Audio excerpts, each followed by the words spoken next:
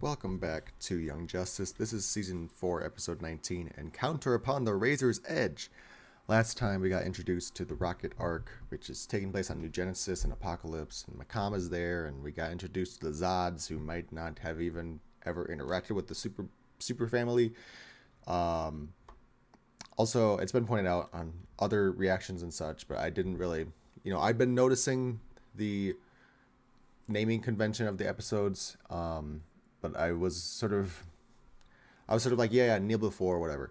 It was an invitation to whatever. So I didn't really care, but I did notice that it says invitation to, I think it says KN.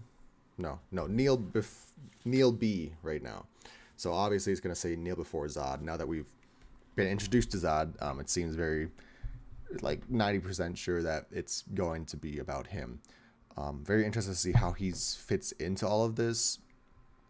I saw some speculation that he's like the big bad of the season, which I don't really see that happening, but I do think he has a major part to play, obviously, given the fact that he's in the Phantom Zone, and then one of his descendants, I'm assuming, is from the future doing shit also. So, I'm just curious to see how he plays into this storyline now all of a sudden.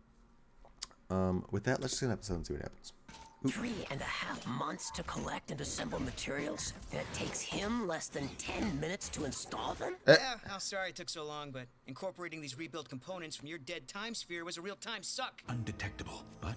Is this also Phil Morris voicing him? Time you explained our mission, Lorzad? I've told you what you need to do. New Genesis. Kilowatt. And the fish guy I was talking about. Yeah, I guess the scenery will be nice to look at while we totally waste our time at this summit. It appears to be a member of the Blue Lantern Corps. His life support power rapidly fades. Just like bam! Here's a Blue Lantern. It is fully charged. Ooh. But a blue ring requires hope to function. And you're depressed. I am all out of hope.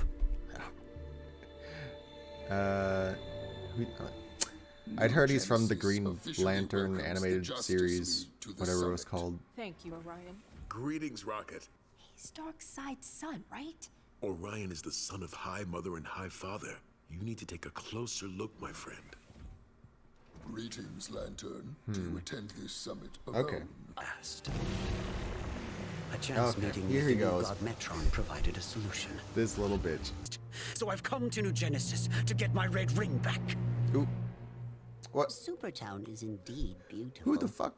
Wouldn't Forager agree? My God. Not their little... whatever. This is...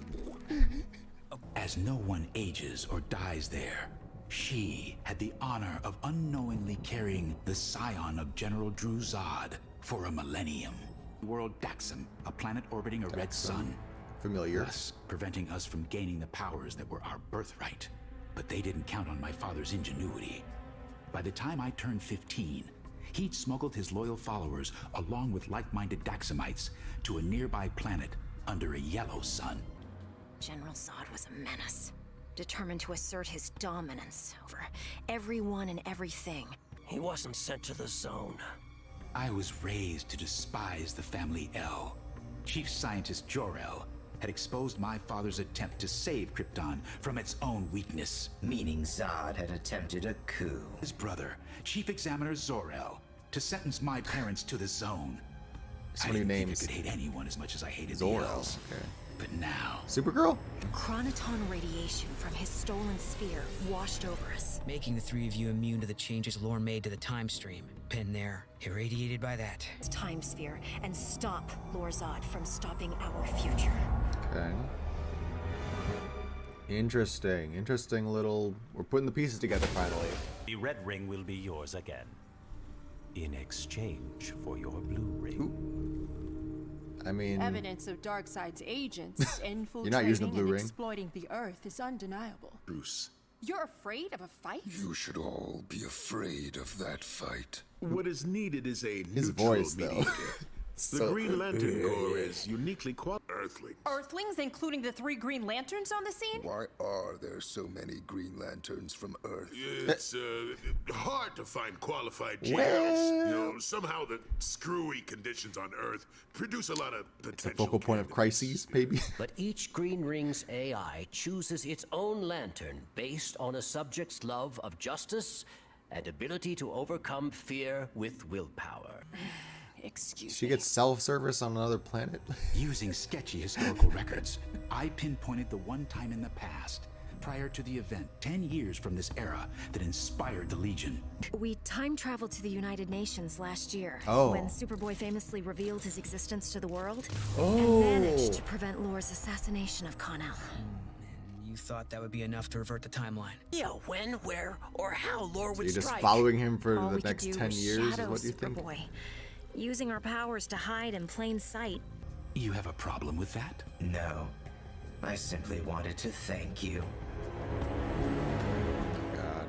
What's wrong? Bitch, bitch, and bitch. I just got out of the school conference and Noble, I am in the middle of an intergalactic summit. buys one free of charge. And Amistad gets stigmatized? You're worried about the wrong things, Rock. Right. Appearances don't matter. We need to help our son. Yep. I'll consider it. Maybe this is a mistake. Oh, Jesus Christ.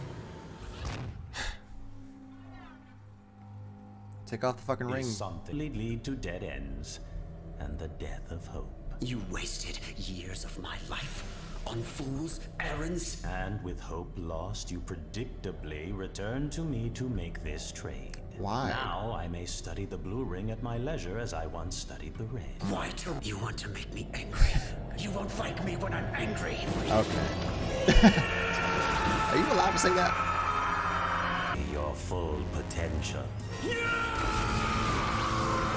Is this what you want, Metron? Because with you got Forager body is by very pleasant Superboy to 2. Forager Black has Lightning, a way rather. of saying exactly. Thanks, but I gotta go.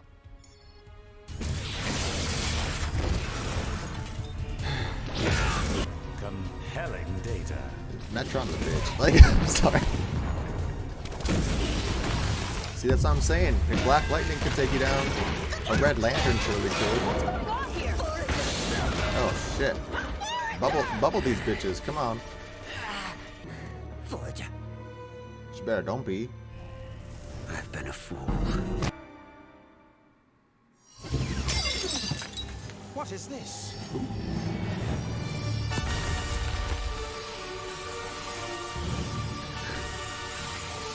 Is this allowed?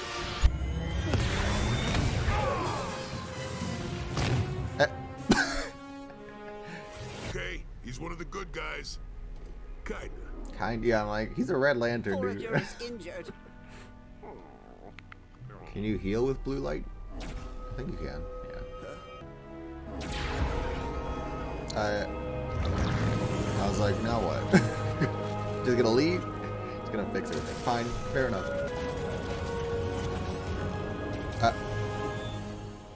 Were the bug statues always there? That is not how it was before. Yeah, okay. But it will serve. Thank you, Razor. I was prepared to give up the blue ring, convinced it would find someone more suitable. Is this Wally's voice actor? I don't know, Red. Anger is a part of who I am, but it is no longer all that I am. At least, I'm hopeful it doesn't have to be. Rage, hope, Nords. Okay, nice sentiment, but like... I will find you, Aya. I will. I'll talk about the end. With Connell On this planet. Which brings us to now, and our desperate need for your help. I traveled To to do what, Apocalypse, though? You fixed and your using time my sphere, I assassination guess. of Superboy as a calling card, similar to a pact he'd made before with some savage or other. Unfortunately, Darkseid's truce with New Genesis prohibited any overt intervention on his part. Steal the projector and release my parents and the rest from the Phantom Zone. Then, the galaxy will be ours. Well, Bioship, now with its very Oh, own Cosmic Treadmill? treadmill. Oh my god. Not that. Flash's birthday, so Jay's honored too? Oh my god. Rocket. Orion's voice actor is Ma'alfa Ak. Ben Diskin. That sounds familiar. Oh my god. See, this is the problem when I look at voice cast. I'm just like, there's so many voices. Because I'm just like, so Metron is Phil. Oh, Phil Lamar. Okay. I was like, he's not Phil Morris also. But no, I'm so impressed with voice actors in general. So like whenever so like I'm getting back into Guild Wars 2, which it's been out for like a decade now, and so I've been in and out. The last X pack I kind of faltered out, and just life got the best of me, and I'm getting back into it now because of the new X pack, but also life is still getting to me, so I should really slow down with my playing. Anyways, point is, there's some voice actors there like what's her face? Kelly Hu's like a really prominent one in the new X pack, which is very surprising because she's like voicing a couple major characters in that, and also just the around the same time she was in The Legend of Vox Machina, and she's obviously in this show as Cheshire. So it's just like so crazy that she just when you can recognize voice actors and just see what they're all in. Speaking of Guild Wars 2 and Vox Machina, there's a lot of the Critical Role cast is also in Guild Wars 2. I'm playing a lot of like the old content, and it's like, oh, there's Liam O'Brien and there's Sam Riegel again, and it's just crazy how much you can hear their distinctness of their tone and voice, but then you can also see the differences they're trying to make in their the way their inflection is, and so it's just I'm always in awe of voice actors. Anyways, yes, Jason Spizak, Forager, and Razor. So I also thought it was funny. I wanted to see if they'd label Forager and Forager as different characters, or if they're both Forager and they're both Forager is Forager and Forager is also Forager. Anyways, Kevin Michael Richardson. Who's he? Who's a Viking? Viking is the one of those forever people. Okay. Anyways, into the recap review part. This episode felt a lot like I'd heard. And part of the spoiler was I'd seen that he was going to be a blue and red lantern. Apparently that character is from the Green Lantern animated series, which was canceled, I think. It was a pretty cult show for a lot of people.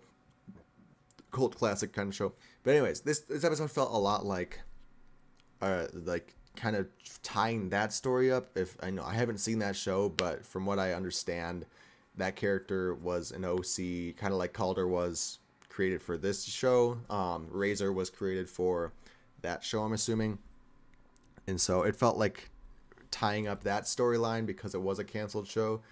So I appreciate that for whoever likes that. Like on the one hand, it's awesome that they do get to sort of tie up those loose ends and finish his storyline.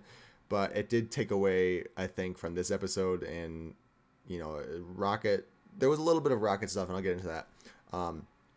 But someone who hasn't seen that show and doesn't know all the lore about what that character's going through, it was kind of just like, okay, cool, glad for him. He's blue and red, cool. Like I didn't have an emotional stake to it, and I didn't really understand what was going on for the most part. I didn't really understand how the Foragers made him hopeful again. I guess it was like, maybe if I knew his story, because it sounds like he's searching for possibly like his love or something. So maybe that's what it was. It was reminding him like to keep going, and you can find your true love out there. That's my only thing. Is like, it's very hard to put together the emotional beats and like what kind of progress he's going through, because I don't know him. But it is interesting that they're, the way that they depicted this blue and red lantern and the greater ramifications of it. Obviously it's happened in other, like specifically the comics. I've seen stuff like that happen before, but not necessarily like a split lantern. I've seen lanterns that have become other lanterns. So like they showed earlier where he became a blue lantern after he was already a red lantern. We have famously Jessica Cruz, well, not famously, but recently, I guess, she starts as a Green Lantern, and in the future state she becomes a Yellow Lantern. And we've had other instances like Guy Gardner becomes a Red Lantern. So there's precedent for that, but I haven't really seen like a split lantern before, which I think is interesting. I'm curious to see if this is sort of the end of or the extent of the Lantern stuff we have to deal with, because our proxy protagonist here left. Obviously, we have Killalog and Tomar Ray here, but we're not really familiar with them, and there's really no Young Justice equivalent to a Lantern Corps member, so we don't really have that emotional stakes, and I kind of don't want to see more of the Lantern stuff, just because I think it will overshadow whatever growth and storyline is going on with Rocket and the New Gods. So I hope this is sort of the extent that we go with Lanterns, even though I love them and I think they're really interesting, and it's an untapped potential, story resource here for the show, because we haven't dealt with it, but also since we haven't dealt with it, it's going to come out of nowhere, and like we had to get a lot of backstory and history going on to like, okay, Hal was the first Lantern, and then all this stuff happened. We got it's going to be a bit of catching up if we do that. As far as Rocket goes, like I said, there was very small little hints of her storyline there. Obviously we had the phone call, which is pretty overt, explaining that their son needs has the opportunity to get like one-on-one tutoring, basically, but she's kind of seeing that as I'm curious to see where her headspace is, because I wonder why she's so against him getting that help. She's obviously thinking in a frame of people with special needs are ostracized and kind of stigmatized in society. She mentions stigma specifically. So it makes you wonder, like, why is that her first thought, is the way that people perceive her son? Is it a reflection of herself? Is it some sort of own self-doubt? And because she is a woman of color, maybe that's kind of like my thought process, is maybe she knows how it's like to be othered in that way. I really need to, God, I have so many comics I have to catch up on, but I read the first issue of the Icon and Rocket recent run, and I need to catch up on that, because I don't know too much about her. So maybe that's my thought, that's my kind of empathizing with her, is like, maybe as a woman of color, she's kind of doesn't want him to be othered in that way. But then again, like, why wouldn't she just be afraid? He's obviously at least mixed, I think she's Hispanic, and is she black, or she's trying to get Afro-Latino. Anyways, he's obviously like a person of color as well, so I don't know why she wouldn't be afraid of that reasoning. So it makes me think that maybe she has some characteristics like that. Maybe she's like, I don't know, like, again, getting close to home, but I know that some people, when they have a child with autism, they kind of feel to blame. And so maybe that's why she's so afraid of getting him help, and making it public that she does have a child with autism, because she feels like she is the problem of it. So I really want to explore that, just because I want to see where her headspace is at, as far as like, why is she so against him?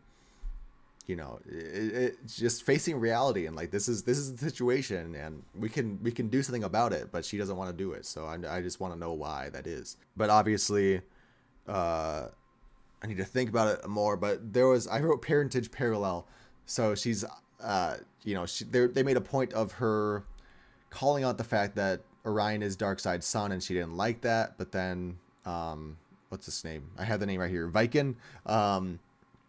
He was saying something about how his parents are High Father and High Mother, so you shouldn't.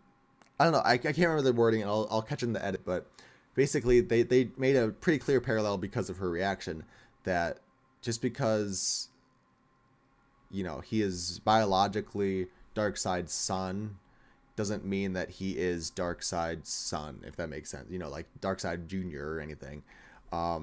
So I think they're trying to point out the fact that it's not just about biological birth, but it's also about the way that they're raised. Maybe that's what they're trying to say. So with Amistad, it's not just the fact that he does have autism, and you got to deal with it, but it's also the fact that it's how you deal with it. But yeah, I like the little glimpses of the Rocket storyline, and I really hope that it gets to shine in these next couple episodes, just because the Green Lantern stuff really took over this episode. On the other the B plot, which isn't really a B plot. It's more of the overarching plot of the season. We got the full backstory on what the fuck's going on with Lord Zod and the Legion of Superheroes, how they all got involved in the first place. I'm very curious now when we do go back to General Zod. Oh my god, wait a minute. Okay, but yeah, I'm very we got where do I go with this?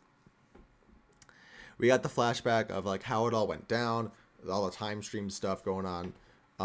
They still don't know that Phantom Girl is obviously alive, and so is Kal-El. But we did get the sort of quick history of this universe's Krypton and Zod and how that all went down, how the 10 years in the future plays into it, and, you know, I'm very excited to see where we go from here with all of that being said. What I want to say about General Zod, though, so, God, it's a lot of like, here they did this and that they did that, so let me try and think about what happened. So with General Zod, he was released in the future, the 31st century, whatever. He was released. He had the baby Lord Zod. Sometime after that, he decides, hey, let's go Daxamites, let's go Revolution. We are going to go on our bullshit again and be, you know, the rightful rulers of the galaxy, whatever. They get put back into the Phantom Zone by the Legion of Superheroes, except for Lord Zod. So, in the future time, basically for General Zod, he's been there, he's gotten out, he's there again currently. So he's been there, this is the second time in there. So, because he's met the Legion of Superheroes, and, you know, he's in the future and shit, he knows about Superboy. He knows the House of El. Which means Superboy introduced himself as, I am the Superboy. I am very curious to see when we pick up in that plot line, how does he, what kind of reaction do they have with each other? Because in theory, General Zod is going to kill Superboy now that he knows who he is. You know, first he's like, oh, you know, you've been in the Phantom Zone here and you're getting the sickness and I'll show you around. But then he introduces himself as Superboy. So I know right after that, I think Connor introduces himself first, and then Zod says, I'm General Zod. So, at least there, he doesn't immediately go off on him, which makes me think either some reason he doesn't know who Superboy is, which doesn't make sense based on the lore we just got here. He's pretending to be nice, and he's going to manipulate him somehow. I don't know. There's just, like, a lot of different ways it could go, and I'm very curious now, and nervous, because, like, what's going to happen? And yeah, Bart is helping out the other two Legionnaires, the Cosmic Treadmill, that is very dangerous. Like, I mentioned already in this episode that Earth is a nexus of crises. That's why there's so many Green Lanterns there. And what do you know? The fucking Cosmic Treadmill is showing up. That is not a good harbinger for storylines. So, very nervous what they're doing there. They also mentioned Zor-El, so that makes me think of Kara, Supergirl. So I wonder if she's going to be introduced at all. Just a lot of things. Yeah, a lot of exposition this episode and other like adjacent storylines. So I'm curious to see where we pick up for the next one, the next two actually, and just where we go from here. I've been talking for too long, damn it. Last time I looked at the clock, it was like 33 minutes, and now all of a sudden it's 43 minutes. So that's all I gotta say, because it's all I can say, and I have to say. Thank you for watching. What do you guys think about this episode? Do you agree with me with the Razor stuff? Was that just out of nowhere and, you know, taken away from the time? Very curious to see about the Zod stuff, like I said, going forward. And Bart, specifically, how he plays into this now. Just inserting himself into this mess. And yeah, thank you for watching. I'll see you in the next episode. Bye.